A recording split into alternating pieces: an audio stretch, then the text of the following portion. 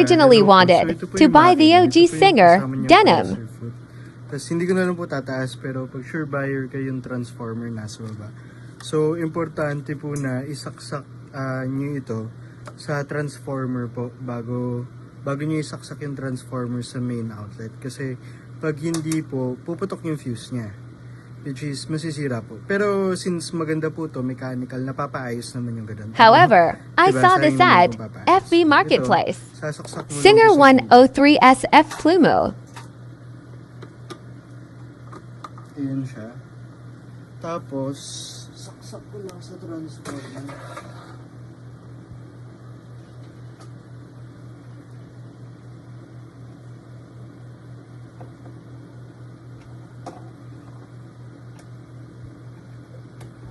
Ayan. So, ayun. Nakita nyo po may ilaw din siya. So, para i-close yung ilaw, dito lang yan.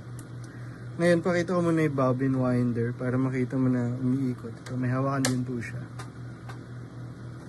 Ayan. So, nakita nyo. Ay, di pa nakita masyado. Pero, umiikot siya. Kung naririnig nyo. Ayan. Pwede mabilis. Tapos, ito rin. May yung lagay nito na thread nasa banda likod. Tapos ito, may ano siya. May natataas dito para maganda yung punta ng thread sa makina. So ito, pakita ko paano siya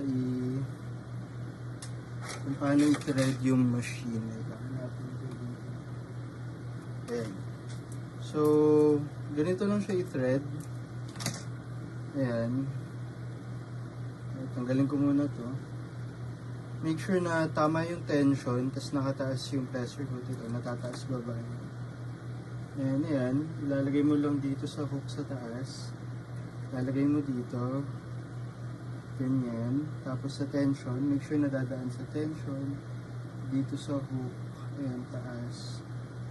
Tapos sa hook ulit. Ayan. Ayan. Pag bibilin mo to, send ko na lang din na nakaganito para masundan mo. Tapos, i-shoot mo lang siya dito sa karami. Ayan, so pag na-shoot mo siya, ayan, may bobbin na rin to sa loob. Ayan, ito yung bobbin. Kasi ayan, lalagay mo lang dito. Kasi ito, gawin na natin masinsin yung tahi. So, paan mo lang ito. Yung sa pressure foot niya. Nasa deep, ayan, para magtahi pala siya, gagawin mo lang to dito. Tapos, ayan. So, makikita mo yung tahi niya. Ayan. Depende yan sa pag-apak mo kung gaano kabilis. So, pwede siya mabagal. Pwede din siya mabilis. Ayan. Tapos, sige natin konti. Ayan. Tapos, pwede itong kaya nito hanggang 6. So, ito na yung pinakamalapit na. Yan siya. Pero maganda po tahin ito. Like, mabilis po to.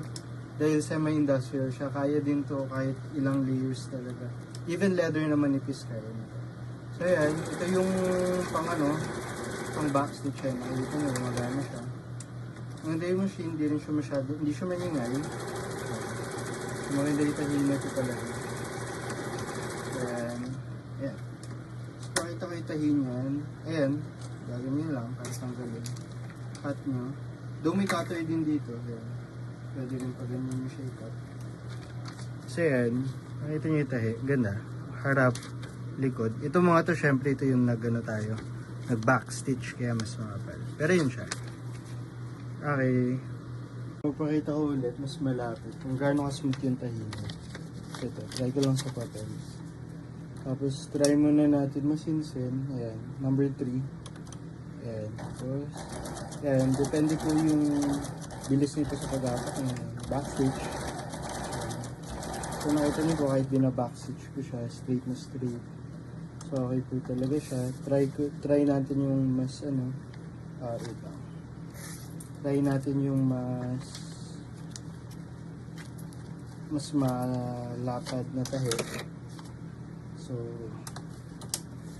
try ko sa number 5. Ay ito yung pinakamalapad niya. Ayan, so makikita nyo malapad talaga yan. Tapos sobrang This is a smooth steel po at nito. 5,000 Philippine pesos. Ayan, Buksan nyo na lang po yan. Kahit pa ikot-ikutin ko po yan. Yung binabagalan ko lang kasi baka matamaan yung kamay ko.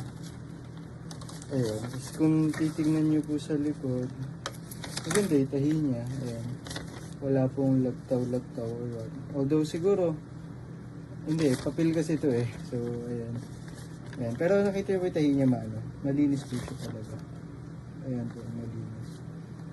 Malinis siya. Ayan. Tapos, malaki po yung lamesa nito. As in, super laki. So, hindi ko na lang sinama. I mean, hindi ko lang sinama sa video. Pero kasama ito pag bibili. Ayan. Itong lamesa nito may lagayan na rin to sa ilalim. Yun lang. Bili po kayo ng ganito, ma'am. Meron pong ganito sa Shopee. Tapos siguro every 3 months, lagyan nyo lang dito, dito, tapos dito. Yan, ganun lang naman siya maintain. Actually, kahit yearly nga kahit di naman every 3 months. Ayan.